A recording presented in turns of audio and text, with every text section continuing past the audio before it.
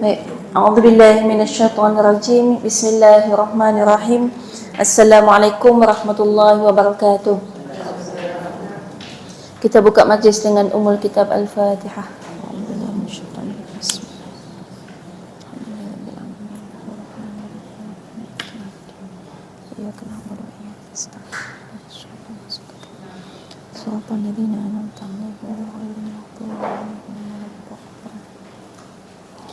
Amin amin ya rabbal alamin. A'udzubillahi minasyaitonirrajim. Bismillahirrahmanirrahim. Alhamdulillah alhamdulillahi rabbil alamin. Wassalatu wassalamu ala rasulil amin wa ala alihi wa sahbihi ajma'in wa man da'a bi da'watihi ila yaumiddin. Qala rabbi shrah li sadri wa yassir li amri wahlul 'uqdatam min lisani yafqahu qawli amma ba'd. Alhamdulillah, sekali puji bagi Allah, kita bersama-sama pada hari ini. Kita bertemu dalam sebuah pertemuan yang mungkin bukan kali pertama, tapi tak banyak kali juga. Jadi Alhamdulillah ala kulli hal. Dan hari ini Alhamdulillah kita berbincang tajuk Ramadan. Jadi saya tengok kalender juga, bulan berapa ni bincang tajuk Ramadan. Tapi Masya Allah lah, ni advance kan. Maknanya kita bersiap sedia menuju bulan Ramadan, dan kita dah sebenarnya dah merasakan bulan Rejab tu dah kira kena ada persediaan dah. Ada orang dia masuk Ramadan terkejut. Masuk Ramadan pagi-pagi dia sarapan. Orang tanya pasal apa, kata oh dah puasa ke? Terkejut kan. Maksudnya sampai dah masuk bulan Ramadan masih belum bersedia. Itu yang paling malang, paling bahaya. Jadi sebenarnya persediaan Ramadan ni kita dah kira ni termasuk awal lah bulan Rejab ni, memang yang pertama sekali kuliah bincang pasal Ramadan kan. Tapi kalau ikutkan persiapan Ramadan ni tidak pernah berhenti kan. Jadi habis je bulan Ramadan, kita akan bersiap sedia untuk menghadapi Ramadan yang akan datang. Sebab bulan Ramadan adalah bulan yang kita nak melaksanakan ibadah dengan cara yang terbaik. Dan bila kita nak buat ibadah dengan cara yang terbaik, maknanya sebelum daripada tu dah kena baik. Kalau sebelum pada tu tak baik, masuk bulan Ramadan baru jadi baik. Bila kita nak buat yang terbaik, sebelum tu dah kena baik. Jadi bulan Ramadan nanti dia biasanya akan lebih baik sikit daripada yang kita biasa-biasa. Misal kata orang yang tak pernah puasa yang tak pernah puasa sunat, maka masuk bulan Ramadan dia boleh bertahan untuk puasa. Dia bertahan je. Petang pukul 4 mula tengok jam.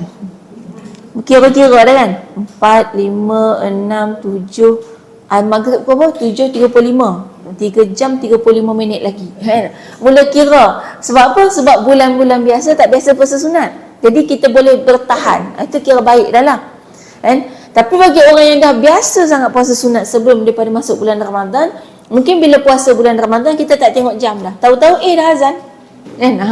Maknanya kita tak menunggu-nunggu sangat nak buka puasa sampai kita rasa menderita sangat. Ada orang pula seumur hidup dia memang biasa berlapar. Berlapar ni kaedah hidup lah. Kalau nak sihat kena selalu berlapar. Dia sebenarnya yang menyihatkan badan kita bukan makan, tapi lapar.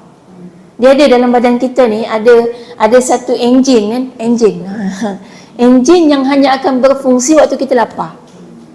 Jadi bukan semua enjin berfungsi bila masuk minyak. Ada enjin yang bila tak ada minyak baru dia jalan. Jadi enjin tu adalah enjin detox, enjin pembersihan. Jadi enjin pembersihan dan operasi sistem imun badan kita itu akan sangat bekerja keras dan sangat efisien pada masa dia lapar. Jadi kalau ada orang tak pernah lapar, tu badan kita memang jangka masa panjang dia tak tahan. Jadi maknanya ada orang memang biasa lapar. Jadi sebab Nabi SAW kita tahu, Nabi SAW ni suka lapar kan, suka berlapar. Nabi tak terseksa pun kalau berlapar. Nabi pernah dalam perang Khandaq itu ikat perut dengan batu. Kalau kita sekarang bengkong kan, kita ada bengkong, Nabi ikat perut dengan batu dan Nabi tak cakap apa-apa pun. Nabi cangkul tanah, buat kerja semua macam biasa. Sampailah waktu baju Nabi terselak, ada sahabat nampak ada batu Nabi ikat kat perut Nabi. Tapi Nabi tak komplain sebab bahagia. Macam kita kok ada yang tengah pakai bengkong kan, komplain dah, oh kena ikat bengkong, perut ketat, oh sakit dah, tak kan? Sebab kita ikat bengkong dengan bahagia. Tapi ada ibu-ibu yang baru lepas pantang, dia tak biasa berbengkong, seksa je nak kena bengkong kan, kalau boleh tak mau. Dan sebab tak biasa Kan? Itu yang kita kata kebiasaan akan menjadikan sesuatu yang baik tu jadi biasa bagi kita, menyebabkan kita boleh buat yang lebih baik dan lebih baik. Itu konsep persediaan menghadapi Ramadan. Baik, jadi yang kita bincang hari ni buku mungkin dalam masa 1 jam kita tak habis dalam satu buku. Biasa buku ni kita buat bersiri juga kan. Jadi dia macam mana konsep dia, kita nak ambil kita ambil sekali overall. Jadi kalau kita ambil sekali semua, maknanya kita akan kutip-kutip je lah, sikit-sikit dari awal sampai habis. Sekali je begitu. Sekali habis. Kira macam istilahnya macam kita panggil, dia bukan bedah buku lah. Dia, kalau bedah buku kan ada berkala kan. Kalau sekali ni kita ambil macam apa? Review gitu kan, sinopsis. Sinopsis 1 jam. Lepas tu lebihnya baca balik sendiri. Balik baca sendiri gitu. Ni kita, sebab buku ni yang maknanya masing-masing ada ni, kita ada dekat bahagian belakang dia ada borang. Borang. Jadi siapa yang beli tu dia boleh isi borang ni, tapi borang ni nak kena photostat masing-masing, sebab borang tu untuk isi kita seorang sehari bulan puasa. Dia ada borang muhasabah. Tu buka belakang sekali. Surat 98. 98 tu dia ada borang muhasabah. Muhasabah Ramadan. Baik. Jadi yang borang muhasabah Ramadan ni dia untuk tiap-tiap hari. Jadi kalau kita isi dalam ni habis dah lah. Jadi kita kena nak salin balik pun boleh kalau rajin kan. Kalau photostat, kita photostat untuk kita isi tiap-tiap hari. Jadi itu yang nanti kita nak muhasabahkan. Dan yang kita nak bincangkan hari ni, kita nak tengok yang pertama dengan tajuk andai ini Ramadan terakhirku. Jadi itu perasaan yang perlu kita ada dalam hati kita untuk mendapatkan dan menjadikan bulan Ramadan ni adalah bulan Ramadan yang terbaik daripada sebelum-sebelumnya. Bukan yang terbaik dalam hidup kita. Sebab kalau terbaik dalam hidup kita, maknanya tahun depan tak lebih baik lah kan. Kita nak tahun depan lebih baik. Tahun depan maknanya bertambah tahun bertambah baik. Hari ni ada orang dah 40 tahun puasa tapi masih sama dengan budak 4 tahun kan. Dan 60 tahun kita puasa tapi cara kita puasa macam budak 6 tahun. Macam mana budak 6 tahun puasa? Bangun sahur mama bangun sahur malas nak makan. Ada kok dah jadi mak-mak ni tak mau sahur, malas kan. Macam budak-budak, padahal kita tahu sahur tu sunnah kan.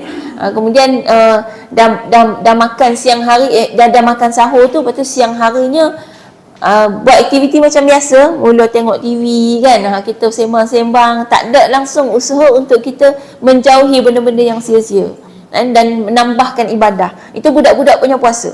Lepas tu pukul 3 petang mula pegang perut kan. Pegang perut bila nak buka puasa kan. Lepas tu petang pergi bazar Ramadan. Bazar Ramadan ni kelebihannya adalah dia mewujudkan satu suasana kegembiraan dalam bulan Ramadan. Tapi kekurangannya adalah habis semua benda kita beli kan. Itu yang kalau budak-budak dia macam tu, dia tengok nak sedap dia nak beli, dia tengok sedap dia ambil, dia tengok sedap dia ambil, semua dia nak, sebab dia tak keluar duit kan. Lepas tu dia tak fikir dia mampu makan habis ke tidak. Ni yang malangnya yang dah jadi mak-mak jadi macam tu juga tu. Dah jadi nenek lah macam tu juga kan. Beli semua yang kita nak, lepas tu last sekali bila buka puasa tak habis. Maksudnya puasa kita tidak berbeza dengan puasa kanak-kanak. Lepas tu main malam hari semain tarawih sebab suami suruh pergi semain tarawih, tersengguk-sengguk dari awal sampai ke sudah kan. Itu dia jadi maknanya puasa kita macam kanak-kanak. Jadi maknanya kalau sampai macam tu, bermakna kita tak ada agenda dalam hidup kita nak menjadikan puasa ni mesti lebih baik daripada yang lepas. Jadi kena ada plan dah. Puasa kali ni apa yang akan lebih baik daripada yang lepas? Dia kena ada plan daripada sekarang. Contoh kalau kita nak lebihkan, mungkin puasa kali ni dia nombor 1 puasa ni. Nanti kita tengoklah dalam ni. Puasa ni nak bagi dapat pahala kena buat apa dulu. Yang tu kena settlekan dulu. Tapi tak apa, kita baca dulu. Tengok di muka surat 5.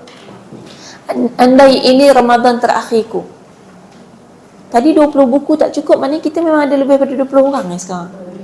Ya, lebih okay. Baik, ada puisi muka surat 5 tu. Andai ini Ramadan terakhirku, akan ku jadikan ia Ramadan paling sempurna. Akan ku garap seluruh jiwa dan raga, akan ku serahkan segenap hati dan minda demi mempersembah ibadah kepada Yang Esa. Semoga Ramadan ini menjadi kenangan terindah, memberi manfaat di alam barzakh, menjadi syafaat di mahsyar Allah sebagai penyelamat setelah arwah. Baik, syair ni dia bukan saja-saja tulis, dia ada makna dia. Kan? Setiap bait tu ada makna mendalam. Baik, yang pertama, andai ini Ramadan terakhirku. Maknanya kita nak perasaan tu ada. Sebenarnya buku ni saya tuliskan beberapa tahun yang lepas. Waktu tu ada satu perasaan dalam hati, kan? Ada satu perasaan bila sampai bulan Ramadan, rasa sedih. Kenapa dalam hati ni tak ada perasaan macam mana yang dirasakan oleh para sahabat dan ulama-ulama. Mereka ni memperlakukan Ramadan macam manusia. Jadi Ramadan ni diumpamakan macam tetamu datang ke rumah. Maknanya dia orang siapkan rumah. Sebab tu kalau orang Arab, dia ada sambutan pelita-pelita Ramadan. Kalau nak tahu pelita Ramadan ni, kat cover buku ni, atas sekali tu, kecil tu. Gambar dia kecil tapi pelita dia besar. Ini pelita Ramadan, biasa tengok lah. Kat Malaysia tak ada kan, orang tak gantung kat jalan-jalan. Mungkin ada jual kat kedai Arab, kita tak tahu. Saya pun tak pernah cari kat Malaysia kan. Jadi budaya pelita-pelita ni dia letakkan digantung di jalan-jalan. Kita nak raya bawa penuh ketupat kan, kat jalan. Puasa tak ada apa. Mungkin boleh mulakan kat sini kot. AJK masjid letak depan masjid tu pelita-pelita Ramadan.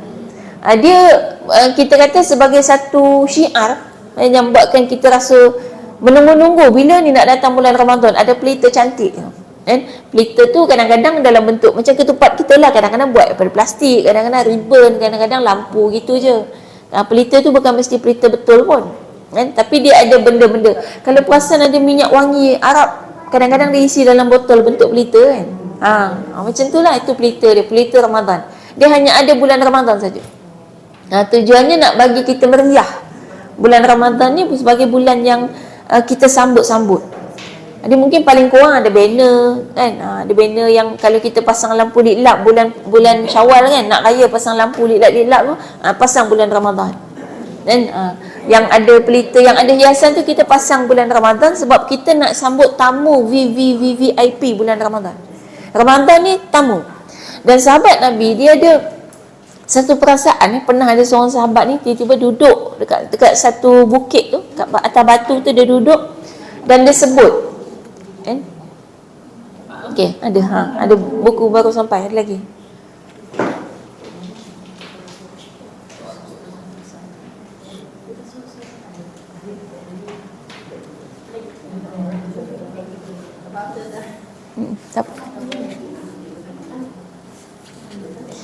Sebenarnya benda tu saya tulis dalam mukadimah buku ni, di muka surat 4 kan. Tengok muka surat 4 yang ada buku kita baca tu. Melihat kepada luar biasanya perasaan para salafus salih terhadap Ramadan. Sekian lama penulis mencari rahsia Ramadan. Saban tahun penulis berusaha menghayati perasaan itu. Alangkah indahnya andai kecintaan dan kerinduan itu sampai ke lubuk hati kita walau hanya secebis. Itu perasaannya. Jadi kita cerita tadi salafus salih ni kan, orang-orang yang beriman ni, ketika mana mereka merasa Ramadan ni sebagai tetamu yang sangat-sangat istimewa, yang mana ada seorang sahabat tu kan, dia duduk atas batu, lepas tu dia sebut Ramadan. Cara dia sebut tu macam tengah tunggu makwa, macam tengah sebut makwa yang dah lama dia tak jumpa gitu. Sampai isterinya cemburu gitu. Apa isteri dia kata, ni makwa baru mana pula nama Ramadan ni. Kita sekarang insya-Allah lah tak cemburu sebab orang nama Ramadan lelaki kan. Jadi masa tu tak ada nama, zaman Nabi tak ada lah orang nama Ramadan. Kita ni ada banyak nama zaman kita yang sebenarnya bukan nama pada asalnya. Contoh Ramadan bukan nama kan, bukan nama orang. Mustafa sekarang nama orang. Zaman Nabi tak ada orang nama Mustafa. Sebab Mustafa ni dia bukan nama orang, dia sifat. Sifat Nabi Mustafa, nama lain bagi Nabi kan, dipanggil Mustafa, yang terpilih. Tapi tak ada masalah lah untuk kita letak pada orang. Cuma itulah beberapa nama yang asalnya bukan nama. Baik. Jadi kalau bila kita kata sahabat-sahabat ni ada yang sampai bila nak masuk bulan Ramadan tu dia boleh duduk, boleh berfikir, boleh termenung, boleh ada yang menangis, ada yang kata rindu sangat gitu kan. Bila habis bulan Ramadan dia boleh fikir bilalah nak datang lagi Ramadan ni gitu. Kan? Ibaratnya macam kita kata ada tetamu VVIP, dia orang yang sangat kita rindu datang dekat rumah kita dengan membawa pelbagai macam hadiah. Sebab dia sultan, kan? Dia sultan negeri antah berantah. Datang rumah kita, dia tu orang dekat kita yang kita sayang. Lepas tu dia bawa hadiah macam-macam. Tiap-tiap hari kita dapat hadiah kat rumah tu. Hadiah mahal-mahal. Daripada rumah kita yang kosong tak ada apa-apa, tiba-tiba dia datang hari pertama dapat peti ais. Hari kedua dapat dapur gas baru. Hari ketiga dapat almari baru. Hari keempat dapat peti ais. Hari kelima dapat pasu bunga. Hari keenam dapat kabinet baru. Kita seronok sepanjang sebulan tu. Tiba-tiba dia balik, apa perasaan? Kita akan fikir bila dia nak datang lagi. Nanti dia datang lagi, dia tambah rumah baru apa kan. Renovation tambah bilik baru apa kan. Makin lama makin canggih yang dia buat. Jadi kenapa perasaan ni tak datang kat kita kan? Kenapa kita tak rasa macam tu? Kita tak rasa bila Ramadan nak datang lagi. Kita nak tunggu-tunggu dia. Itu kesedihan yang ada dalam hati bila kita tak dapat menikmati perasaan orang yang soleh. Apa sebenarnya yang ada dalam bulan Ramadan ni? Mesti ada sesuatu kan yang dia tahu tapi kita tak tahu, yang menyebabkan kita tak rasa apa-apa macam yang mereka rasa. Yang kita tahu Ramadan ni seronok sebab nanti kejap lagi boleh raya. Jadi sebab raya tu lah kan, kita nak raya. Itu lagi satu, puasa budak-budak. Budak-budak kan puasa sebab nak raya kan. Kita sama juga. Masuk je, belum masuk bulan Ramadan baju raya dah siap. Tapi yang tu kita bagi tahu bagusnya gitu. Bagusnya belum masuk bulan Ramadan baju raya dah siap. Habis macam mana kalau meninggal bulan Ramadan? Alhamdulillah. Meninggal bulan Ramadan nikmat kan, azab kubur tak terus kena. Itu satu. Yang kedua, kita tak ada masalah tentang apa yang kita tinggalkan. Kan dah ada pusaka kan, waris. Jadi ada orang yang akan terimalah baju raya kita. Tak usah sedih dalam kubur. Dan dalam kubur kita takkan bangkit semula dan bagi tahu itu baju raya saya nak pakai. Tak ada. Orang dalam kubur dah tak kisah. Yang penting kan masa kita sediakan baju raya bukan kita excited nak sambut raya, tapi sebab kita nak fokus bulan Ramadan nak buat ibadah. Sekarang pun kalau tempah baju tu dah tutup lah. Kalau tempah kan, kalau beli, sebab kita kalau beli dalam bulan Ramadan nanti memang banyak offer seminggu nak raya sebab banyak orang buat last minute. Kebanyakan orang macam tu. Jadi kita ni nak special sikit. Yang datang kuliah ni special sikit, tak mau buat last minute. Dan kita buat awal-awal tujuannya supaya bulan puasa nanti tak payah dah fikir. Tapi yang malangnya sekarang beli dah, bulan puasa beli lagi. Sebab tengok offer murah sangat. Kadang-kadang sampai RM10 selai baju kan. Geram tengok beli lagi. Sampai 7 baju raya kita. Yang tu nak kena ejah balik lah kan. Maknanya kita punya prinsip ialah siapkan sekarang supaya bulan Ramadan tak payah fikir langsung. Itu tujuan dia. Supaya bulan Ramadan boleh betul-betul fokus untuk ibadah. Ni kena ingat, 10 hari terakhir bulan Ramadan itu speed ibadah kita makin laju sepatutnya. Makin bertambah-tambah ibadah. Kita kan terbalik kan kat Malaysia ni kan. Kat masjid ni 10 akhir dengan jemaah tarawih 10 akhir dengan 10 awal mana banyak? 10 awal. 10 akhir dah sibuk buat biskut raya, ketupat, cari baju raya, dan dah mula cari barang rumah, dah mula meninggalkan, padahal pahala paling besar ada kat 10 akhir. Ni kita nak baiki, kat sini kita nak baiki. Untuk kita dululah yang ada berapa puluh orang ni kan. Kalau balik boleh bagi tahu kat jiran tak apa, kalau tak boleh tak apalah, kita mula kita dulu. Sebab tahu susah. Untuk kita pun dah belajar pun belum tentu dapat buat. Nanti tengok kan. Nanti tengok. Kan setakat mana kita boleh amal ni, kita nak ubah. Baik. Ya. Macam mana kita nak dapat feel yang betul-betul rindu Ramadan yang orang dulu-dulu kan, orang yang betul-betul dia feel Ramadan rindu Ramadan. Macam mana kita nak dapat that feel? Itulah persoalan dia. Itulah persoalannya akan dijawab dalam satu buku ni. Kan macam mana nak dapatkan feel untuk kita cinta Ramadan, kita rindu Ramadan. Sebab tu masa tu bila ada perasaan tu kan dalam diri saya rasakan perasaan tu dan saya fikir macam mana nak dapat. Dan tak boleh tidak sebenarnya memang kita nak menikmati, kalau nak menikmati perasaan cinta kepada satu perintah yang ada dalam agama, memang jawapan dia kena dengan ilmu. Jawapan dia memang kita kena cari. Kan macam kita kata tak kenal maka tak cinta. Mustahil akan cinta kalau kita tak kenal. Jadi macam mana nak cinta Ramadan kalau kita tak kenal Ramadan ada apa? Yang kita tahu Ramadan puasa tu je. Jadi tak mungkin akan datang rasa cinta. Mesti kenal. Macam orang kan tiba-tiba duduk, anak dara kita duduk termenung, jatuh cinta. Jatuh cinta kat siapa? Tak tahulah mak. Manusia yang tak wujud. Kan pelik kan? Nah, dia mesti ada orang, mesti ada siapa yang dia kenal kan, dan kenapa dia jatuh cinta, mesti ada sebab. Tak ada orang tiba-tiba aku jatuh cinta kepada dia tanpa sebab. Mustahil tanpa sebab. Nanti lepas kahwin tiba-tiba 2 hari hilang cinta. Sebab apa? Sebab tiap-tiap hari kena marah kan. Maknanya dulu bukan tanpa sebab. Sebab dulu tu sebabnya ialah tak kenal dia siapa sebenarnya. Kan? Dia ada sebab lah, mesti ada sebab. Jadi sebab untuk kenal Ramadan adalah bila kita tahu apa ada dalam bulan Ramadan. Maka memang kena study, kena belajar. Jadi bila menulis ni, study kita kena belajar. Sebenarnya apa yang dihasilkan tulisan senipis itu tu, yang dibaca lebih daripada tu. Jadi sepatutnya memang bila kita menulis satu sudut, ada konsep kalau study ni kita nak bagi melekat ilmu tu dalam kepala, dia kena ada input dan output. Jadi pada saya konsep menulis ni adalah konsep kita buat output. Dan output kalau dari zaman belajar dulu, saya buat konsep nota saya ni, baca buku dan kemudian faham, buat output. Maknanya nota bukan dalam bentuk kita salin je, tak. Tapi dalam bentuk misalnya peterminda, dalam bentuk yang kefahaman kita. Nah, di situlah maknanya bila kita baca mengenai Ramadan, kita outputkan, kita keluarkan dalam bentuk kefahaman kita. Di situ dia membantu kita lebih faham. Ni lepas ni mungkin ada yang nak buat kesimpulan lain lagi kan, lepas baca ni, baca keluarkan output lagi. Kesimpulan untuk kita sendiri. Sekarang misal katalah output kita nak buat pada konteks misalnya macam mana nak amal.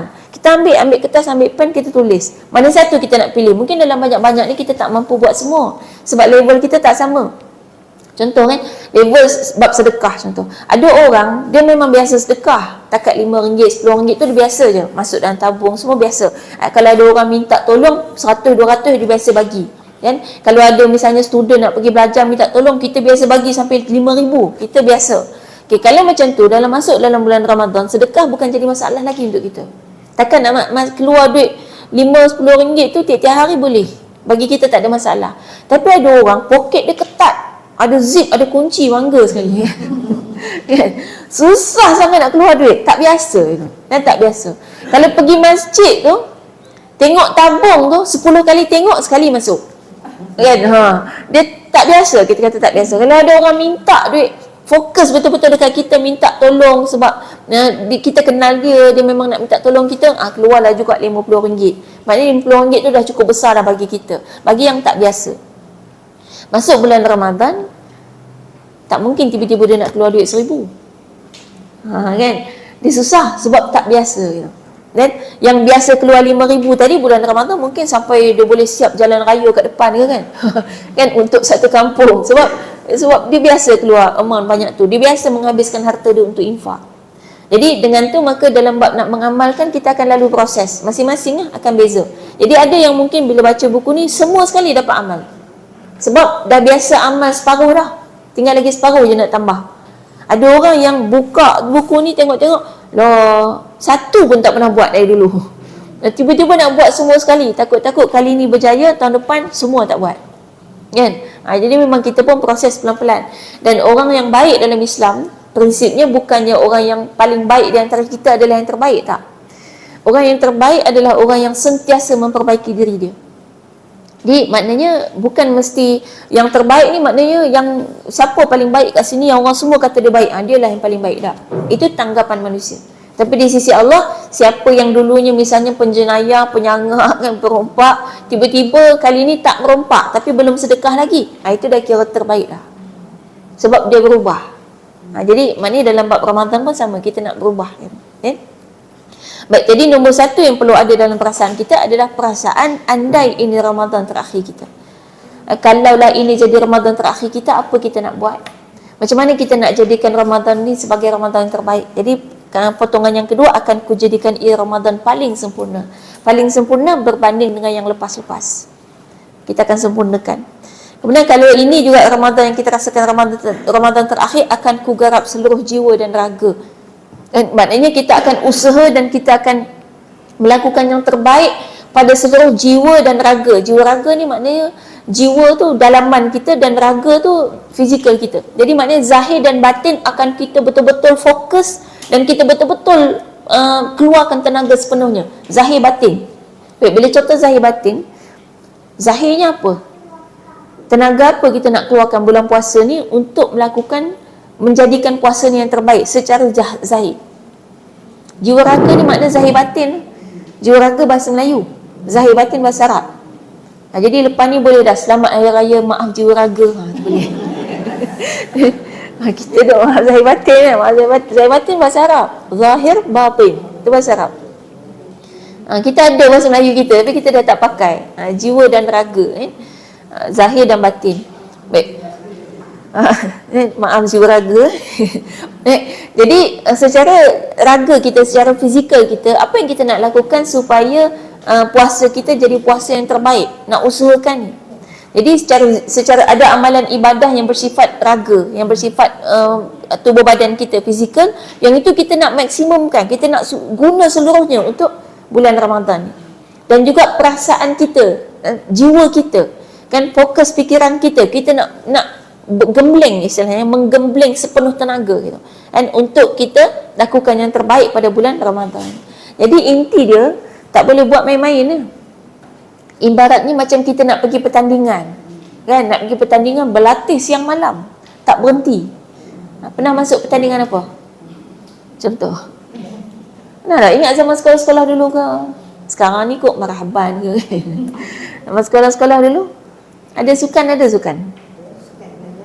badminton ada, main badminton. Netball, netball. Kan kalau time nak pergi pertandingan berlatih kan, tiap hari kadang sampai kelas pun tak masuk. Budak-budak netball ni kadang tak masuk kelas. Cikgu pun tak boleh kata apa sebab cikgu sukan kata dia nak pergi pertandingan. Maksudnya ada benda-benda yang kita mungkin perlu tinggalkan dalam bulan Ramadan ni. Benda-benda yang kita biasa buat, yang kita rasa benda tu satu keperluan hidup kita, tapi bulan Ramadan sebab kita nak pergi pertandingan kan, kita nak dapat nombor 1, maka ada benda-benda yang kita biasa buat yang tidak perlu dilakukan dalam bulan Ramadan, tak urgent. Yang tu kita boleh tangguhkan. Orang sukan pun kadang-kadang nak exam, dia berlatih sukan juga.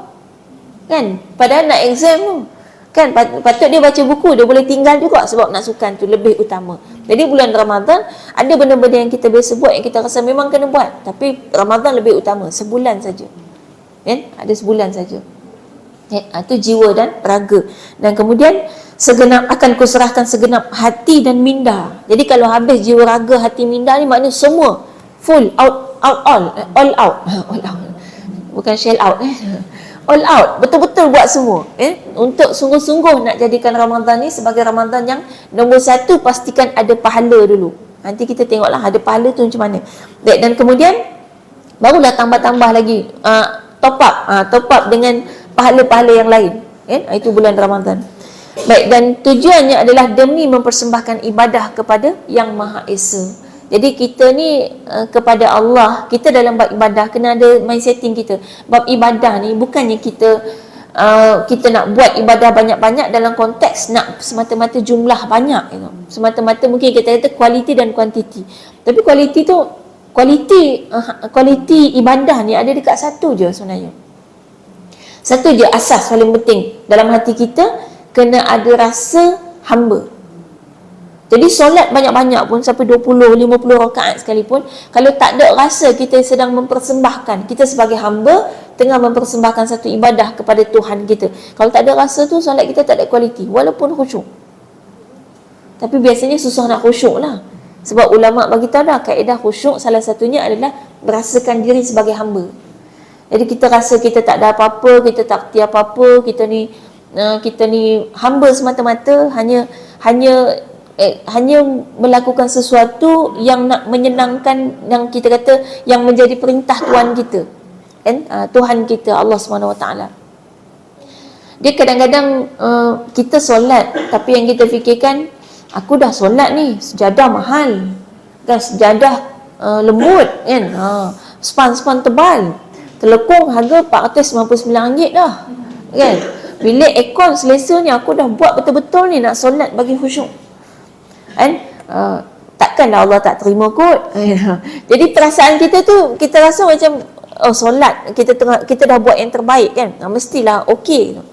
Tak, perasaan sebut nak solat ni mesti perasaan aku hamba, aku bukan siapa-siapa. Lupakan telpon RM499 tu, lupakan sejadah yang lembut kebu tu semua, itu semua hanyalah alat bantu. Alat bantu ni, ada orang dia perlu benda-benda tu untuk alat bantu. Sebab tu tak dinafikan juga. Ada juga diajarkan kepada kita salah satu kaedah untuk solat khusyuk adalah menyediakan tempat yang selesa. Sebab tu masjid surau kat Malaysia ni selesa. Ada aircon sini kan, ada aircon. Kalau kita kata bukan ke Islam mengajar kita hidup susah, tak payahlah bermasjid surau nak beraircon, kapet pun tak payah. Semua atas tanah. Tak payah berbumbung. Tak, sebab ada memang kaedah dia untuk alat bantu. Tapi sebenarnya alat bantu untuk khusyuk ni untuk orang yang iman dia masih tak berapa nak power. Untuk orang yang betul-betul iman power, solat dalam aircon pun sama perasaan dengan solat atas tanah biasa, solat atas kapet gebu sama perasaan dengan solat atas lantai, solat dalam hutan sama perasaan dengan solat dalam masjid, solat kat atas batu tepi sungai sama perasaan dengan solat dekat dalam masjid yang megah dan mewah. Sama perasaan kita.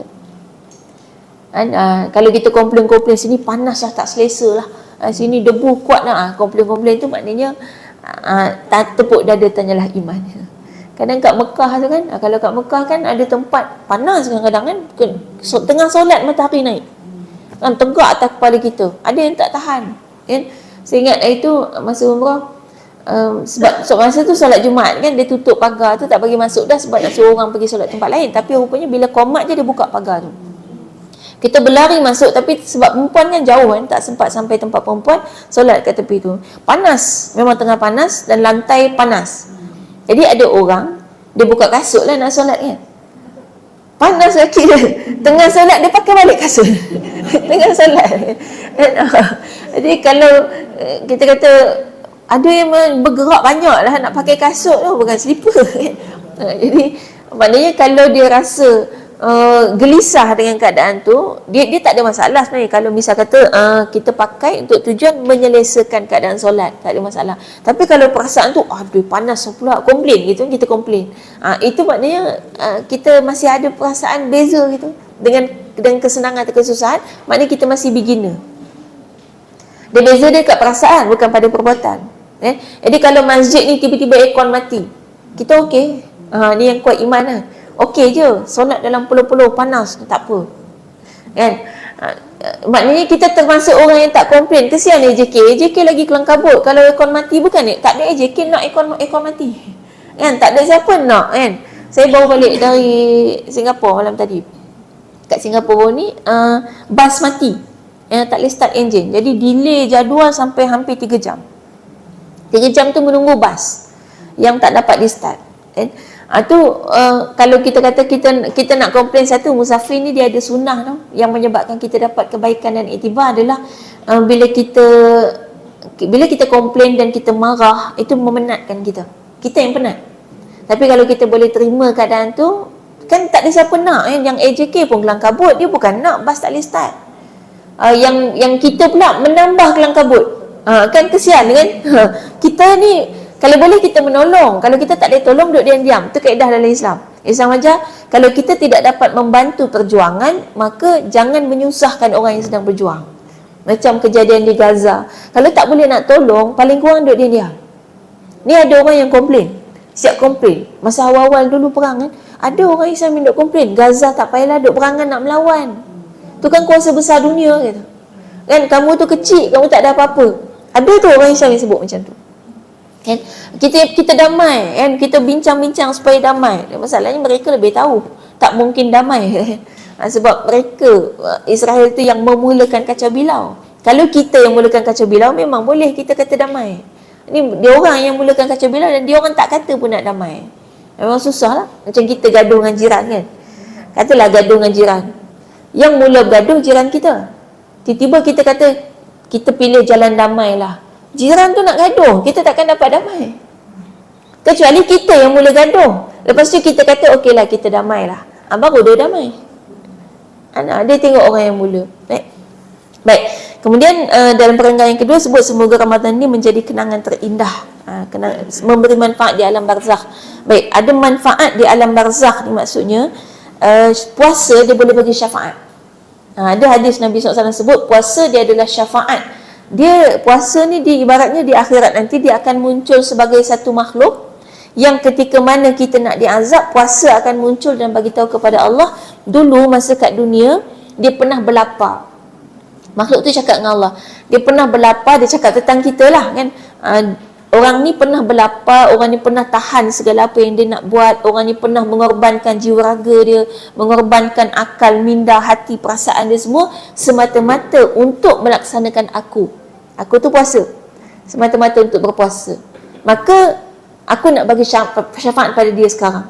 Dan kalau puasa sampai jadi saksi syafaat macam tu, maka kita dapat syafaat. Cuma tak semua orang dapat. Tak semua orang yang puasa dapat. Sebab puasa dia belum tentu valid. Itu yang kita nak tengok. Baik, dan termasuk juga syafaat dia pada masyarakat tadi, di alam barzakh pun sama, dia boleh bagi syafaat memudahkan atau meringankan kita punya azab. Termasuk kalau yang meninggal bulan Ramadan. Dan meninggal bulan Ramadan, sepanjang bulan Ramadan semua azab kubur cuti. Yang baru masuk pun cuti juga. Baru masuk kubur, azab cuti juga. Dan semua tak kerja, malaikat rehat. Malaikat bulan-bulan Ramadan, malaikat azab dalam kubur tu semua tak buat kerja. Semua rehat. Kan? Jadi maknanya itu manfaat dalam kubur dan kemudian manfaat di padang mahsyar, dan juga menjadi penyelamat di alam arwah, setelah arwah kita. Dan setelah kita meninggal, puasa memang boleh jadi penyelamat sampai kepada syurga nanti. Ada pintu khas untuk orang yang rajin puasa. Cuma bila sebut rajin puasa, dia bukan cerita bulan Ramadan je lah. Kalau rajin ni maknanya puasa sunat. Dia ada pintu khas. Jadi memang puasa, pintu syurga tak banyak. Kan? Tak banyak. Dan pintu-pintu tu berdasarkan amalan ibadah yang kita biasa buat. Salah satunya puasa. Ya. Baik. Kemudian kita tengok muka surat 8. Kat bawah tu berkata ulama, ada perenggan bawah daripada hadis tu, berkata ulama bahawa seorang yang benar-benar berakal seharusnya tidak menanggungkan amalnya ketika petang sehingga keesokan paginya, atau ketika pagi sehingga tibanya waktu petang. Ini konsep beramal. Saya suka kata-kata ni sebab ulama ni dia sebut dari awal, seorang yang benar-benar berakal. Maknanya orang yang betul-betul berakal. Apa saja amal kita nak buat benda baik, hari ni kita terfikir, sekarang kita terfikir benda baik, kita tak tangguh sampai petang. Kita buat sekarang juga. Kalau petang kita terfikir nak buat benda baik, kita tak tangguh sampai esok, kita buat petang dia juga. Kalau kita betul ada akal. Dengan kata lain, orang yang nak buat baik tapi duk tunggu nanti tahun baru. Ni dah masuk tahun baru, dah terlewat dah pula, dah 20 hari bulan lebih dah. Tunggu tahun baru tahun depan lah. Itu makna orang tak ada akal. Itu bahasa mudahnya. Ini ulama kata dah, bukan kita. Yang nak tahu orang paling bijak ni adalah orang yang selalu melaksanakan kebaikan tanpa tangguh.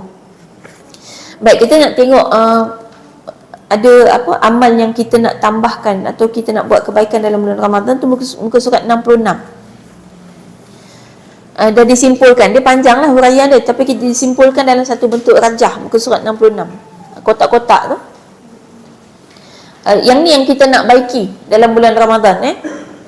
Akidah, akhlak dengan ibadah. Itu tajuk dia. Akidah, akhlak dengan ibadah. Baik, yang pertama sekali akidah. Akidah ni kita nak jaga bulan Ramadan. Jarang orang fokus dengan akidah. Selalu orang fokus ibadah je. Akidah nak jaga bulan Ramadan ni, meninggalkan segala dosa besar dan perbuatan yang membatalkan akidah. Siapa yang duk jumpa Tok Bomoh bulan puasa jangan pergi. Contoh kan? Itu akidah lah tu. Ataupun akidah bulan puasa ni kadang melibatkan makanan. Jadi bila lapar, kita terus kata ni lapar sebab tak makan ni, sebab tak sahur pagi tadi tu lapar sangat ni. Ada sebenarnya bukan makanan yang menyebabkan kita tak lapar. Sebab ada orang masa sahur makan 3 pinggan. Pukul 3 lapar. 3 petang terus lapar lagi. Ada orang sahur sempat makan 3 biji kurma je. Sampai malam belum lapar-lapar. Ada orang sempat minum air je tapi tak lapar-lapar. Jadi bukan makanan yang buat kita kenyang sebenarnya. Memang Allah yang buat kita kenyang. Maknanya niat masa kita nak buat sahur tu kena ada niat kan. Niatnya memang kita niat. Sahaja aku puasa esok hari tu niat lain. Ada satu lagi niat, perasaan kita tu. Kita kena ingat kenapa kita sahur. Kenapa sahur? Banyak orang sahur supaya esok tak lapar. Tu salah niat. Itu yang lapar cepat tu. Jadi niat sahur ni sebab Nabi suruh. Dan Nabi kata sesungguhnya dalam waktu sahur ada keberkatan. Jadi kita nak dapat keberkatan, maka kita pun sahur. Dan sebenarnya ada satu lagi kaedah kesihatan ya. Dalam kaedah kesihatan ni, kalau kita belajar, kita ambil dari sudut kesihatan, Ada badan kita ni dia ada perasaan. Organ-organ dalam badan kita ada perasaan. Sebab tu orang kalau tengah sedih ataupun ada masalah, tengah stres, akan mempengaruhi kesihatan badan. Sebab perasaan organ dalam badan pun sama macam perasaan kita. Kita yang bagi perasaan kat dia. Tahu sebab tu ada satu kajian menunjukkan kalau ada lelaki yang sakit buah pinggang, kadang-kadang antara faktornya adalah sifat isteri dia. Ada. Apa pengaruh sifat isteri pada suami? Isteri yang suka merendah-rendahkan suami dia, itu cenderung untuk buat suami dia sakit buah pinggang. Siapa suami sakit buah pinggang boleh check. Sebab organ buah pinggang tu yang akan mengalami kemurungan. Dia akan sedih bila dia selalu dipelekehkan. Kan banyak suami lekeh hari ni. Jadi walaupun suami lekeh, isteri kena belajar juga menghargai. Bila dia dah lekeh, kita pelekehkan pula, dia akan lagi kecewa. Dan organ dia akan mula sakit. Orang lelaki pula kalau dia sakit hati ke apa, dia diam. Dia diam tu lagi efek dalam. Dia makan. Jadi buah pinggang ni boleh sakit selain daripada faktor makanan, termasuk juga faktor perasaan. Seumur hidup ni duduk dengan bini yang tiap-tiap hari pelekeh dia. Mula daripada bangun tidur sampai nak tidur. Bangun tidur dah mula pelekeh. Tidur tak bangun-bangun. Kan? Dah mula dah. Time makan pun pelekeh. Tambah-tambah bila kita dah gaji kita besar dan sebagainya kan. Tu kadang-kadang mempengaruhi. Baik. Sebab tu kadang-kadang isteri serumah itu jauh lebih kita kata memberikan kebahagiaan pada suami, walaupun zahirnya kadang-kadang dia marah ke apa, tapi di dalaman dia tu sebenarnya dia jauh lebih bahagia. Organ-organ dia lebih selamat. Sebab isteri yang serumah ni kalau kata nak mempelekeh sangat pun, sebab nampak jelas kan suami tu ada duit tu kan. Nampak jelas kelebihan dia. Baik. Jadi itu konsep hari ni. Ada kot yang bekerja sebab hari ni hari cuti kan. Itu dia punya perasaan, konsep dia. Baik. Dan satu lagi adalah bila organ kita ada perasaan, maka kita kena bagi tahu kepada organ kita. Apa yang kita cakap, apa yang kita buat, apa yang orang cakap kat kita, semua mempengaruhi kesihatan dalaman kita. Termasuk nak puasa ni, kita tujuan sahur adalah untuk bagi tahu kepada organ-organ seluruh badan kita bahawa wahai badan, wahai buah pinggang, wahai perut, wahai semua jantung kita, semua kita bagi tahu hari ini tidak ada makan sampai waktu maghrib. Itu yang kita tengah bagi tahu. Tak payah cakap. Lagi tiba-tiba tengah sahur, wahai badan, hari ini tidak ada makan sampai maghrib. Orang suami anak-anak pun tengok ni belajar mana pula kan. Tak ada dalam ajaran ni.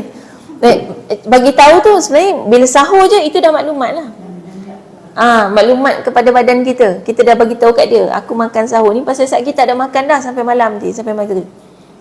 Dia sama juga macam sekarang kan, kena bagi tahu sebenarnya kalau kita misalnya jenis kita nak sarapan lewat, kena bagi tahu kat badan. Sebab tu ada orang kata gastrik kalau tak sarapan, sebab kita tak bagi tahu kat badan kita. Jadi badan kita tak sedia, dia memberontak lah. Biasa masuk makan, biasa nasi lemak, roti canai masuk dah ni waktu ni, tiba-tiba kuliah tak masuk-masuk roti canai. Dan dia marah. Bila dia marah, itu yang akhirnya menghasilkan asid, jadi masalah lain. Jadi memang itu dalam Islam tu dia ajarkan niat apa semua tu sebenarnya dia mempengaruhi badan kita yang kita tak tahu. Itu kan yang tahu orang yang tahu kesihatan lah, yang dia kaji. Ni saya dapat pun dia payah doktor. Jadi misal kata hari ni macam saya pagi tadi ada kuliah sebelum datang sini online kan. Jadi memang tak sempat sarapan kan. Lepas tu malam tadi pula dah sampai dari Singapura, nak siapkan barang apa semua-semua ni pagi tadilah sebelum subuh. Memang tak sempat nak buat apa. Akhirnya saya kata doktor bagi tahu kena cakap dengan badan. Sebab tadi dah lapar dah. Dan bagi tahu kat badan tak ada makan sampai selesai kuliah duha dekat surah Asyura. Kena bagi tahu. Dia okeylah kan. Dia sedia, okey aku tak makan dah ni sampai habis kuliah kita. Kan? Kalau kita kata nak lajak lagi sampai ke 10 ke 11, kita bagi tahu kat badan kita. Kan? Dia tahu gitu, dia ada maklumat. Kena raikan perasaan dalaman organ-organ dalam badan kita. Jangan buat dia macam ikut suka kita je nak buat apa. Kan? Kita tak pernah meraikan dia. Sampai itulah nak makan apa ikut suka kita, kita tak pernah meraikan perut kita menjerit. Kan? Kalau nak dekat tidur kita bagi dia makan, dia menjerit. Aku nak tidur dah. Shift aku dah habis. Nak balik kerja, nak punch out. Pasal apa masuk lagi seguni ni? Kan? Tak boleh berhenti buat kerja. Kan? Kita tak raikan dia. Kan? Tu kata kita kena raikan yang ada dalam badan kita. Sampai kepada kalau misal kata kita, orang perempuan ni selalu bila sedih, ada masalah, tak lalu makan. Tu kesian kat badan kita. Cuba kita, memang susah, kita maklum kan, memang susah kan. Sebab wanita ni dia punya otak kanan dan otak kiri itu pemisah dia nipis. Menyebabkan kita kalau ada masalah di otak sebelah pun kait sekali. Itu psikologinya. Kalau orang lelaki, dia ada masalah, dia bukan tak fikir, dia fikir tapi dia tak mempengaruhi sebelah otak lagi. Sebab dinding otak dia tebal kat tengah. Itu fitrah. Memang tak sama. Sebab tu dia ada masalah pun masih boleh pergi meeting. Kita ada masalah, meeting pun dah tak boleh fikir. Kan, duduk dalam meeting tapi hanya jasad di sana, jiwa di rumah. Sebab ada masalah. Jadi dengan fitrah macam tu tetap saja kita kena ingat badan kita ada hak. Kan Nabi bagi tahu wali jasadika alaika haqqan. Dan bagi tubuh badan kamu, dia ada hak atas kamu. Bila contoh kamu dengan tubuh badan, seolah-olah kita orang lain, badan kita lain. Memang lain pun. Badan kita ni, kita ni bukan yang badan ni. Ni saya ni bukan yang tengah duduk ni.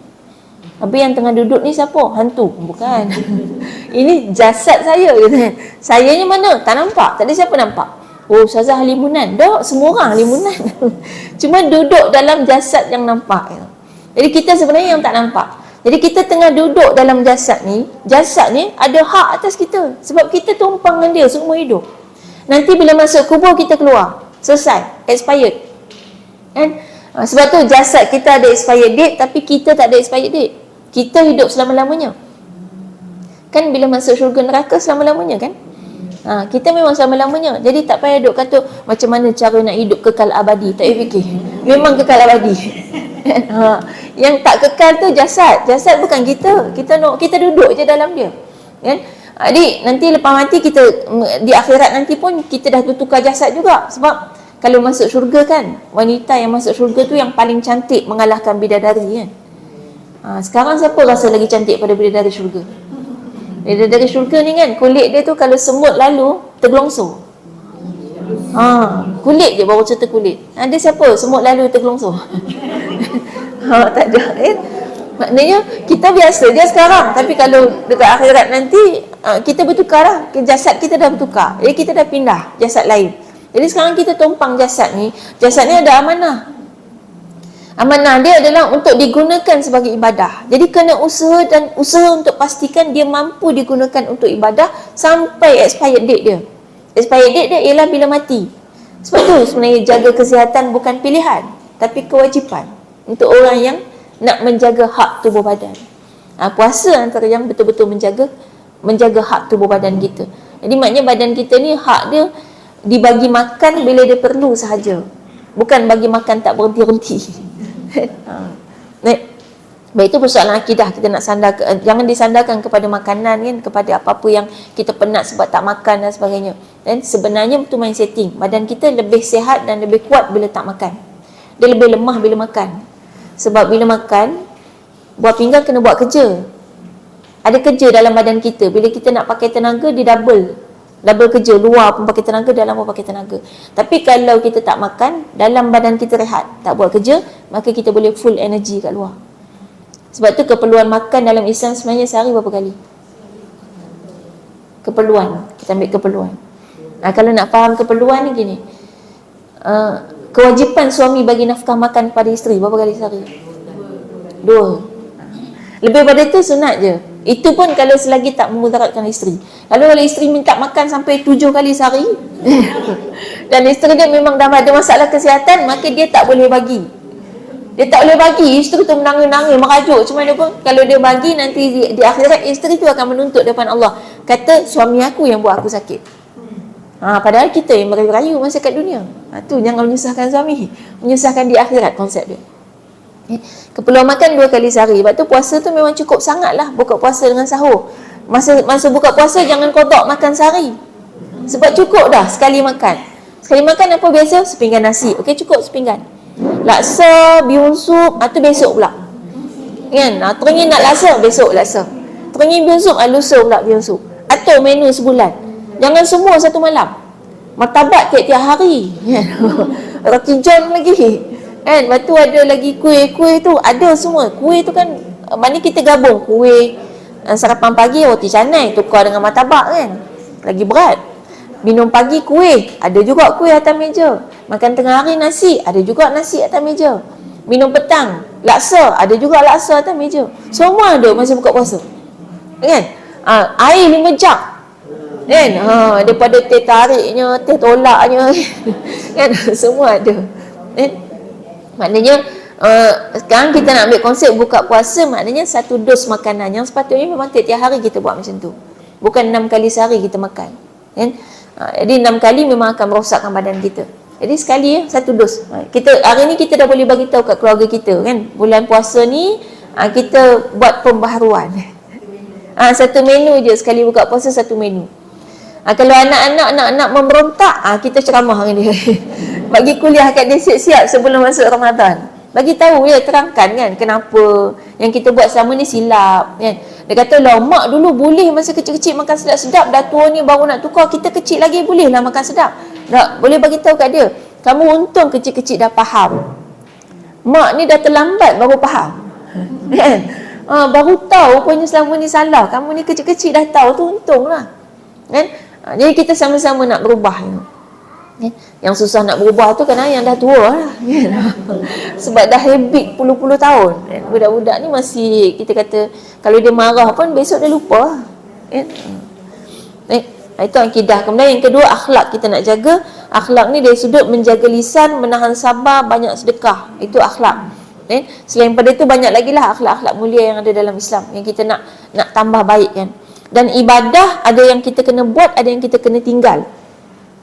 Ibadah antaranya yang kita kena laksanakan melewatkan sahur. Itu tujuannya tadi kan, supaya dapat keberkatan. Jadi sahur ni sebenarnya bukan makan. Sahur ni adalah waktu. Sebab tu Nabi pernah sebut, suruh kita memperbanyakkan istighfar pada waktu sahur. Bukan maknanya tiap-tiap hari kita kena makan lepas tu sambil istighfar. Kan? Kalau kata sahur tu makan, maknanya makan sambil istighfar. Tak, waktu sahur tu waktu.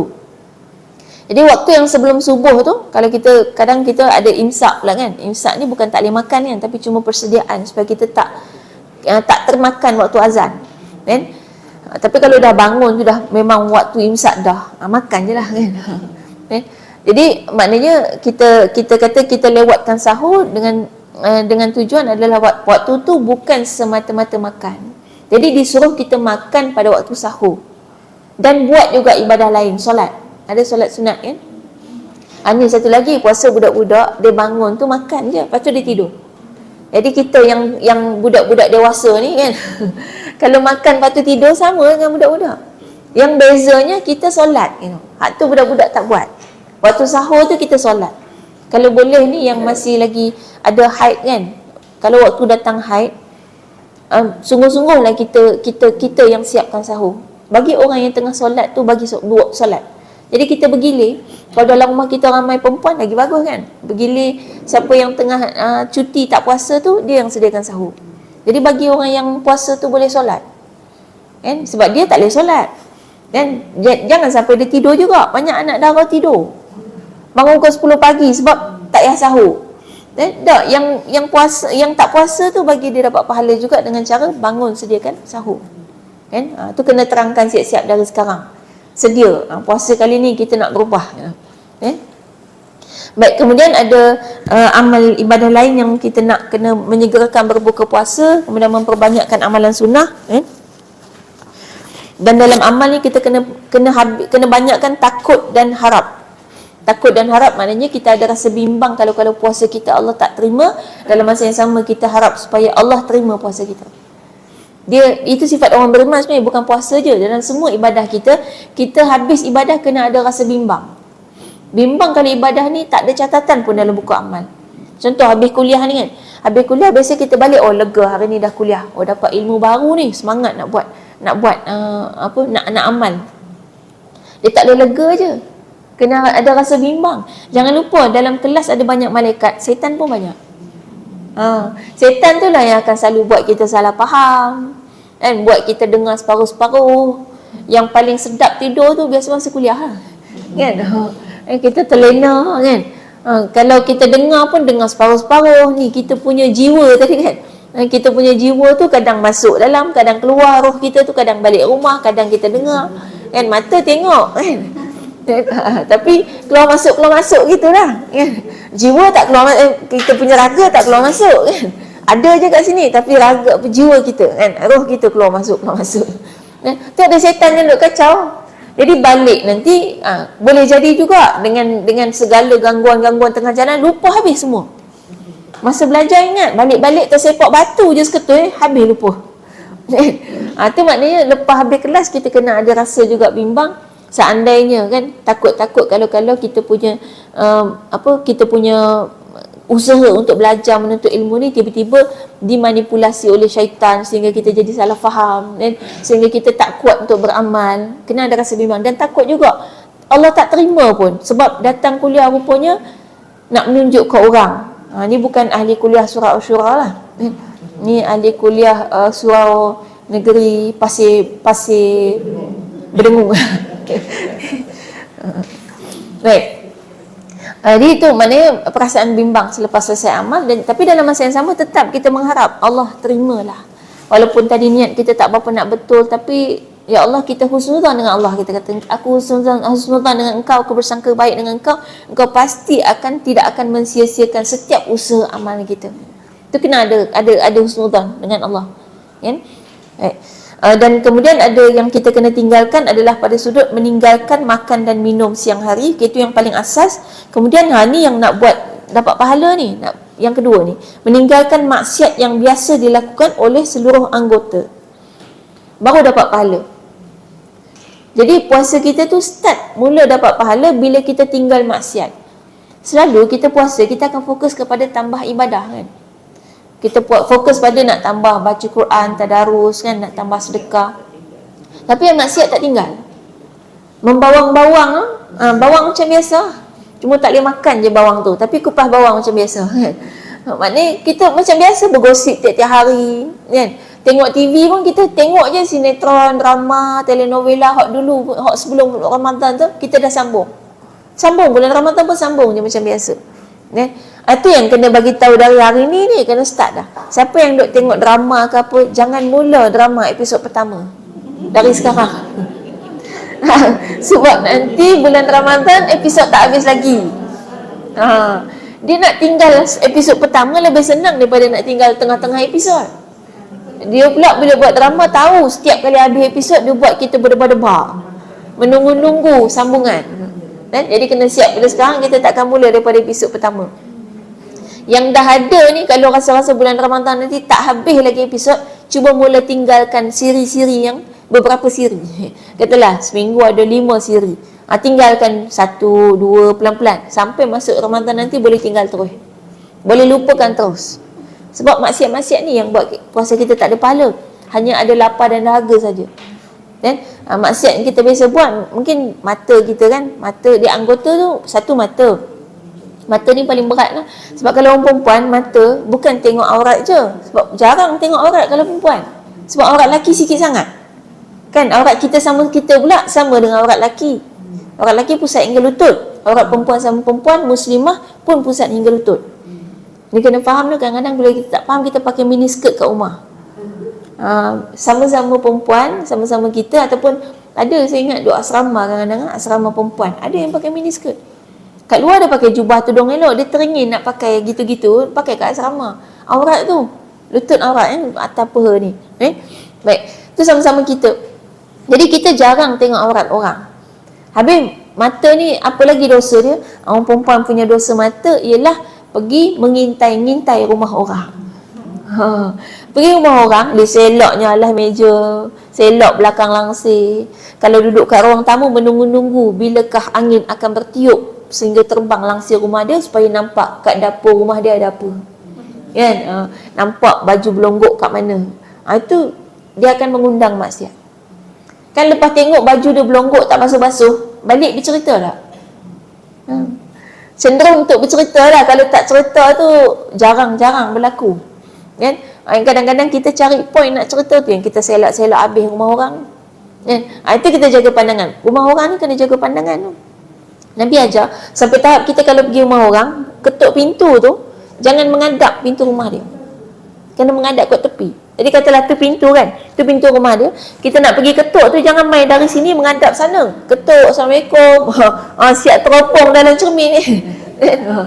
Tak, kalau itu pintu, kita berdiri menghadap sini. Menghadap kot ni. Jadi bila dia buka pintu, kita tak terus tengok dalam rumah dia. Itu adab. Baru nak masuk tu, belum masuk lagi. Apa lagi bila dah masuk? Sampai ke bunga-bunga dia kita selak sekeping kan. Kok ada bunga tergugur ke kan. Semua kita cek. Kan? Itu kita kena jaga-jaga. Dan rumah orang tu termasuklah rumah anak menantu kita yang kadang-kadang tu lah lagi kita teropong. Tiba-tiba jumpa botol susu bawah kursi. Kan habislah. Kan akhirnya bawa kepada maksiat kan, dosa kita mengumpat, kita bercerita dan sebagainya. Tu yang mata kita nak tunduk awal. Kan? Guna anggota termasuk lagi telinga kita nak dengar benda-benda yang baik saja. Tak mau dengar benda-benda yang melalaikan. Dia konsep telinga ni, apa yang dosa untuk dipercakapkan, yang untuk diungkapkan, maka dosa juga untuk didengar. Kemudian lidah kita. Lidah lagi lah. Orang perempuan ni memang lidah. Kan ada kajian psikologi, orang perempuan ni bercakap sehari minimum 20,000 patah perkataan. Orang lelaki cuba teka 7,000. Jadi dia kalau dah cakap 7,000 dah habis bajet. Lepas tu balik rumah dia diam. Tambah-tambah kalau dia kerja cikgu ada orang lelaki cikgu kan. Dia masa jadi cikgu pun dia tak cakap mana. Tengok kalau cikgu lelaki kan, dia tak cakap sangat. Kalau perempuan boleh habis tu. Dari awal sampai ke sudah cakap je, latihan kerja rumah. Kalau cikgu lelaki kerja latihan dalam kelas. Jadi cikgu tak payah cakap. Kan? Siap semua dalam kelas. Ada beza. Pernah kan ada cikgu lelaki, ada cikgu perempuan kan? Beza Sebab memang beza kita punya jatah bercakap. Memang perempuan lebih secara psikologi. Jadi perempuan kalau tiba-tiba sehari diam tak cakap sampai 20,000 tu, sakit lah tu. Orang lelaki pula terbalik, kalau tiba-tiba sehari cakap sampai 20,000, itulah sakit. Jadi maknanya dengan itu maka lidah juga ada banyak dosa yang kemungkinan untuk kita lakukan.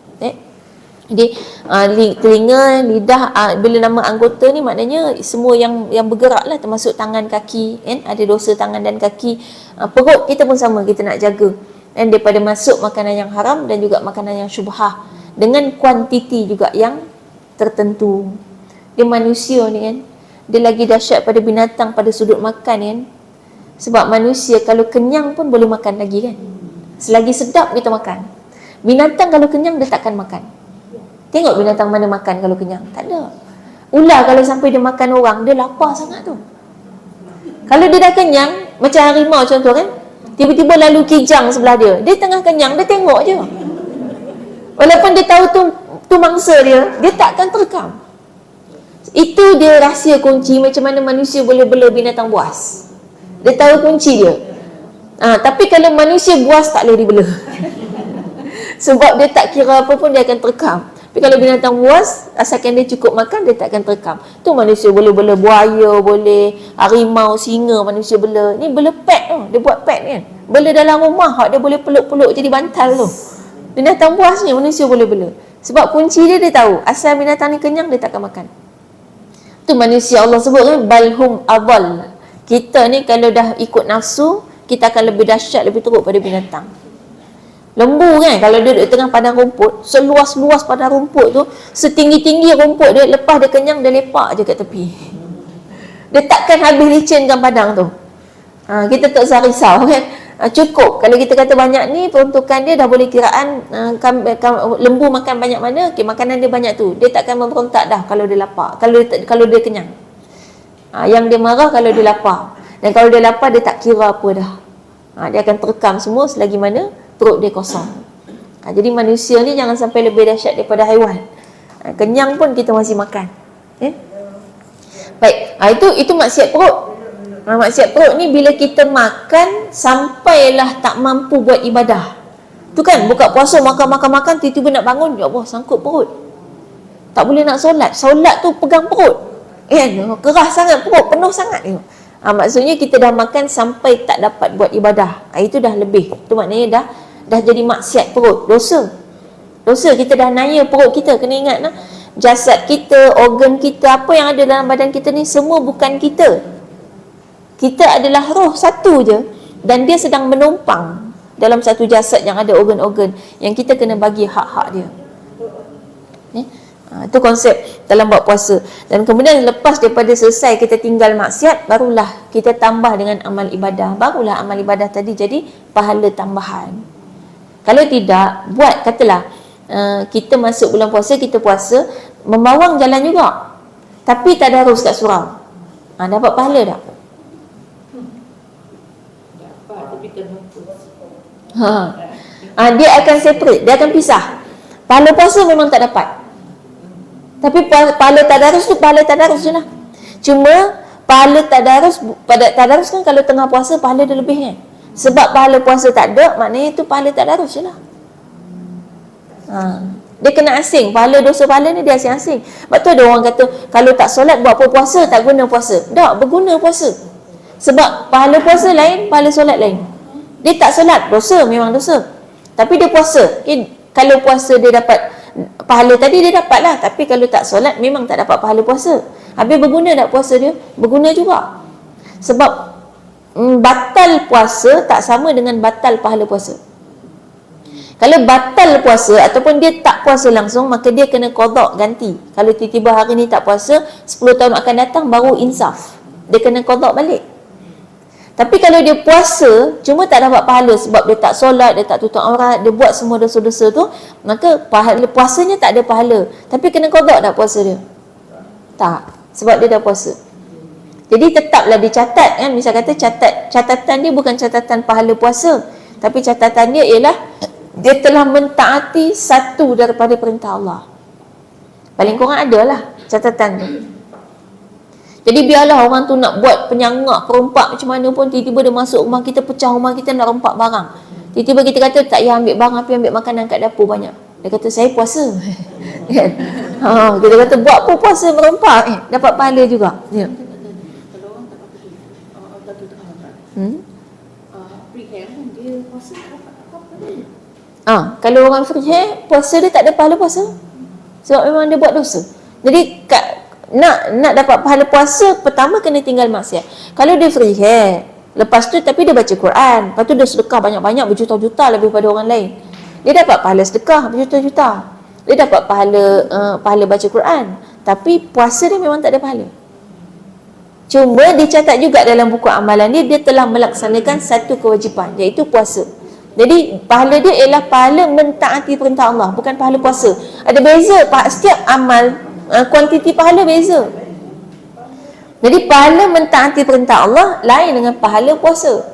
Pahala puasa ni beza dia, contoh salah satu pahala puasa ialah semua dosa-dosa kecil yang kita lakukan sepanjang Ramadan ini sampai Ramadan akan datang, itu diampunkan. Awal-awal dah diampun. Tapi kalau puasa tu tak diterima, maknanya tak ada pahala puasa, yang tu tak dapat lah. Yang ampun dosa setahun tu tak ada. Itu beza dia. Ada beza pahala puasa. Benda-benda yang kita takkan dapat kalau puasa kita tak diterima di sisi Allah. Tapi kena puasa tak? Puasa juga. Dia buat semua dosa dia buat, tak ada tak buat. Buka puasa arak. Contoh kan, minum arak tu buka puasa, tak apa puasa juga. Sahur rokok. Sahur dengan rokok, buka puasa dengan arak, tak apa puasa juga.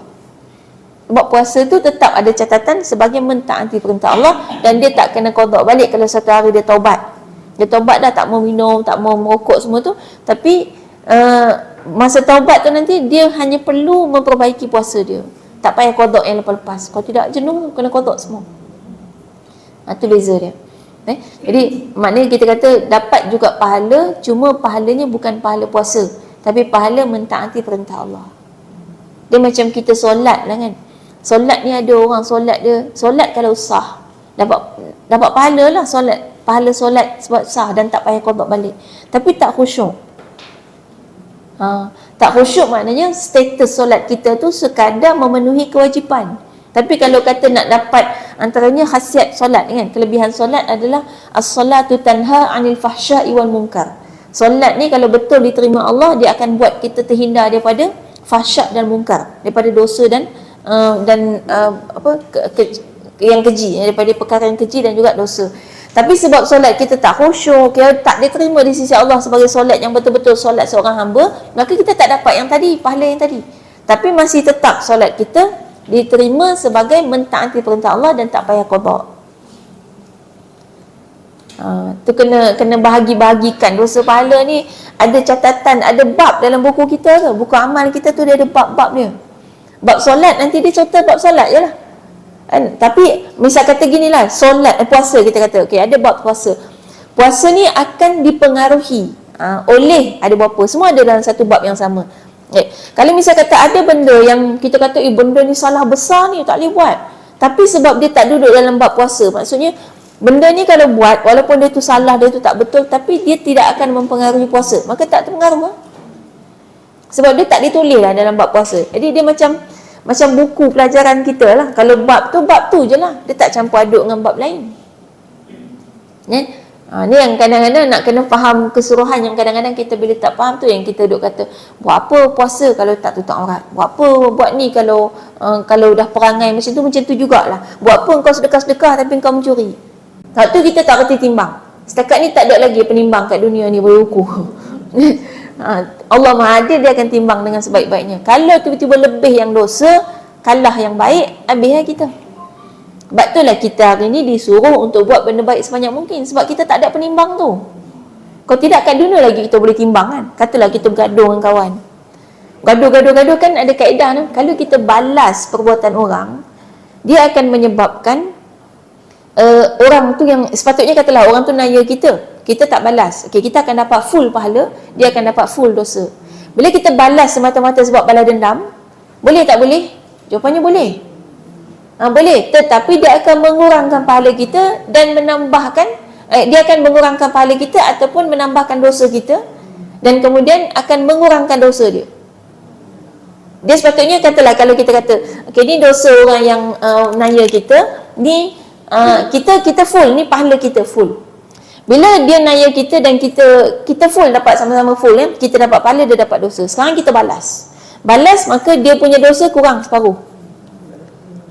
Sebab kita dah balas kat dunia dah separuh ni, kita ambil, kita punya pahala kurang juga separuh, sebab dah dapat balasan dah puas hati dah kat dunia kan.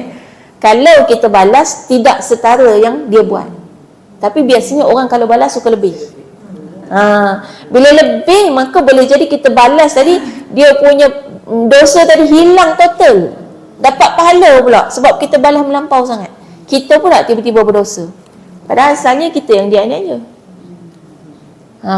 Itu kaedah dia. Jadi maknanya dia tetaplah, kita kata, sebab kita tak ada penimbang tu kat dunia, tak boleh nak timbang siapa lebih siapa kurang. Sebab tu Islam ajar untuk kita usahakan tidak membalas, apalagi semata-mata sebab emosi.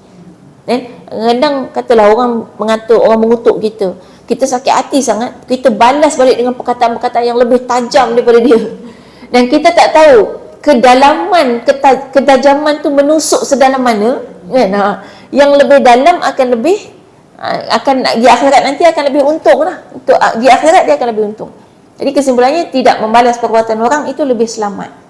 Kalau nak balas pun semata-mata kerana Allah, boleh kan. Misal kata kita nak tuntut hak kita, semua boleh, tapi bukan sebab emosi. Kalau sebab emosi, semua akan merugikan. Itu bab-bab dalam Islam. Dan akhir sekali di muka surat 97 tadi kan, muhasabah Ramadan tadi, ada borang itu yang kita kata 98, 99, 100, itu dia punya borang untuk kita isi kan. Kita boleh photostat lah untuk tiap-tiap hari kan. Yang kita nak cek ada 15 poin muka surat 97 tu. Yang pertama, niat, kenapa kita puasa.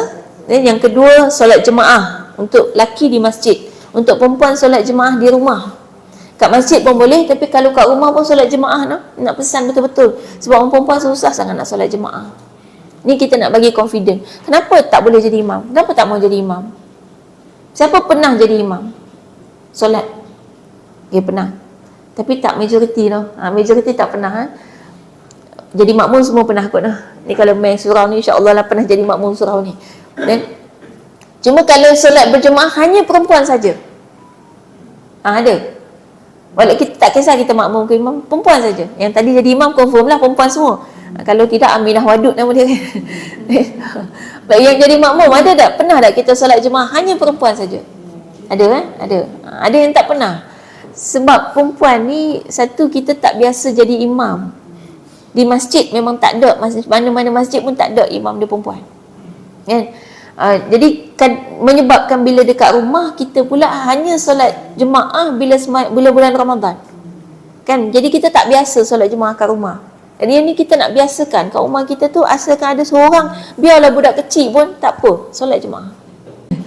Tak apa. Dan kita dah didik paling kurang, kita dah didik dia, dan kita sendiri pun terbiasa untuk kaedah solat jemaah. Solat jemaah ni ada banyak hikmah kan. Antaranya kita tolak ansur tu, kalau dia tergolek jangan ketawa gitu.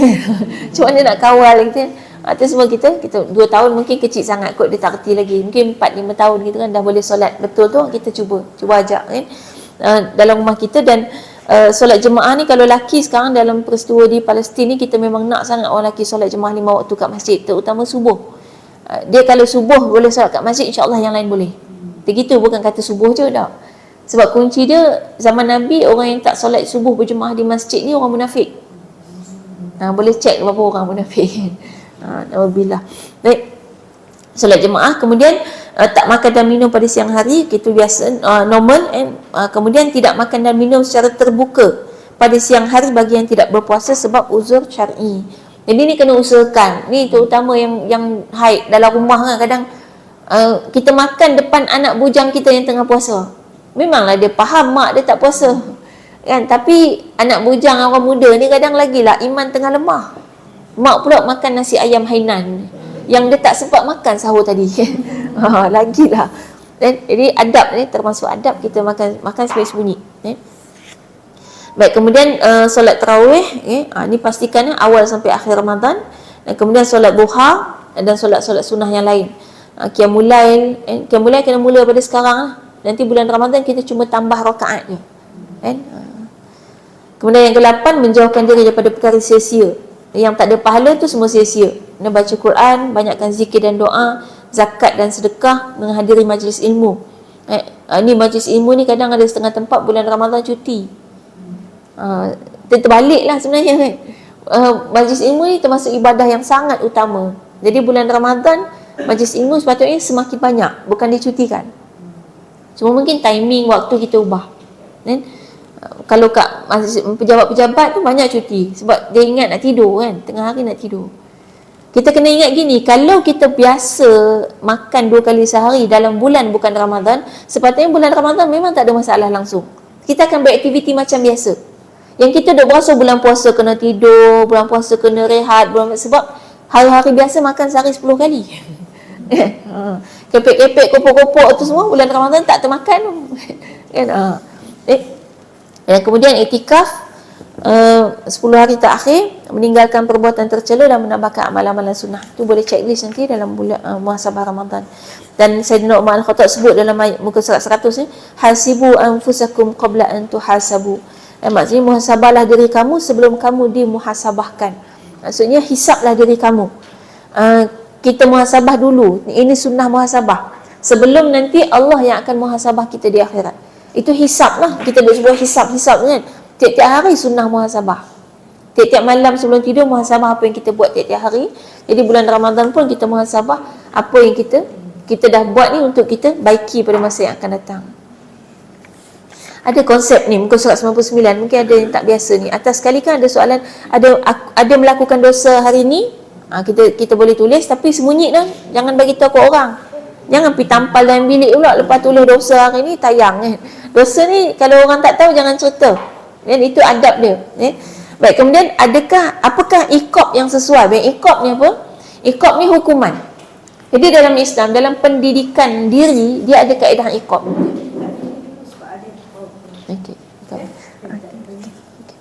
Kita nak habiskan sikit lagi. Nak bagi jelas iqab ni, takut tak pandai nak isi. Iqab ni maknanya akibat asal dia, aqabah akibat. Jadi dia adalah hukuman kepada diri kita sendiri bila kita buat kesalahan. Jadi tadi dosa apa kita buat, kemudian kita buat iqab. Jadi contoh katalah kita membawang, hari pertama membawang, kena buat denda. Buatlah denda kita apa kita nak buat. Misalnya buat tabung. Kan, tabung denda. Kan, tiba-tiba buka, nak raya je kita buka tabung tu 1,000 kan. Sekali buat dosa RM1 je, tapi RM1,000 terkumpul sebulan. Lepas tu jangan guna buat beli baju raya. Itu kena sedekah. Tapi jangan bagi tahu sedekah kenapa. Bagi tahu, bagi ke surau ni sedekah dosa saya sebanyak ni. Jangan. Bagi je, tak payah bagi tahu. Dan dosa kena sembunyi sekali lagi kan, jangan bagi tahu kat orang. Atau mungkin benda kita nak buat, misalnya hari ni kita ngumpat, okey besok kita bagi hadiah kat kawan-kawan ni surau, semua kita bagi hadiah. Ataupun mungkin kita nak buat hukuman, misalnya kita kena cuci rumah, cuci lantai, tonyoh lantai yang tak pernah kita tonyoh dah 5 tahun tu, hari ni kita kena tonyoh sebab kita ada buat dosa kan. Ataupun kalau kita ada menyakiti orang, kita senangkan balik hati dia kan. Kita ada merosakkan harta benda orang, kita bagi balik hadiah dekat dia yang lebih mahal daripada benda yang kita rosakkan. Itu bentuk-bentuk hukuman. Hukumnya apa tujuan dia? Supaya kita rasa dosa yang kita buat tu berat. Kalau tak hukum, kita rasa ringan. Betul, orang kalau duduk mencuri selagi tak kena tangkap masuk penjara, selagi tu dia rasa tak ada apa-apa. Sekali kena masuk penjara baru dia rasa berat sikit. Jadi kita kena buat kat diri kita macam tu, untuk kita rasa berat dengan setiap dosa-dosa yang kita lakukan. Itu kaedah mendidik diri untuk jadi lebih baik. Baik, insyaAllah sampai sekadar tu. Mudah-mudahan ada manfaat kepada kita semua, dan mudah-mudahan Ramadan kali ini menjadi lebih baik daripada Ramadan yang lepas. Wallahu a'lam. Aqulu qali hadza wa astaghfirullah li wa lakum. Wassalamualaikum warahmatullahi wabarakatuh. Kita tutup dengan tasbih kafarah dan suratul Asr.